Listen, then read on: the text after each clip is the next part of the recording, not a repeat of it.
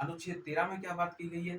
13 में ये बात कही गई है कि संसद या फिर विधायिका कोई भी ऐसा कानून या विधि नहीं बनाएगी जो जनता के अधिकारों का उल्लंघन करती है। यदि ऐसा कोई भी कानून या विधि संसद के द्वारा बनाया जाएगा, तो न्यायपालिका के पास ये अधिकार है कि वह उसको विधि शून्य घोषित कर सकती है। इसका अर्थ क्या हुआ कि न्यायपालिका न्यायिक समीक्षा कर सकती है और यदि संसद के द्वारा बनाया गया कोई भी कानून न्याय सम्मत नहीं है, जनता के लिए सही नहीं है, तो उसको जो न्यायपालिका है, वो विधि शून्य घोषित कर सकती है। तीसरी बात आप लोग याद रखना, संविधान का अनुच्छेद 14 जिसमें ये कहा गया है विधि के समक्ष समानता। जो विधि के समक्ष समानता है, इसके बारे में आप लोग याद रखना, विधि के समक्ष समानता, कानून के समक्ष समानता, ये शब्द कहाँ से आए? तो आपको याद रखना कि ब्रिटेन में एबी डाइसी नामक महोदय थे, रूल ऑफ लॉ यहाँ से ब्रिटेन से आया हुआ है ये शब्द।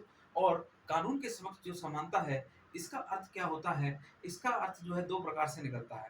एक अर्थ निकलता है कि इक्वलिटी ऑफ लॉ अर्थात कानून की समानता, दूसरा है कानून का समान संरक्षण।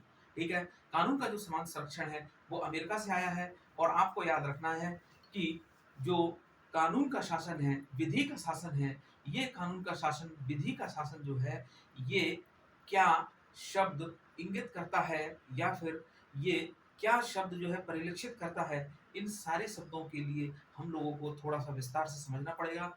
तो विधि का शासन, कानून का शासन, यहाँ से 2 परिभाषाएँ निकलती हैं, अर्थात कानून सबके लिए समान है और विधि का संरक्षण सभी लोगों पे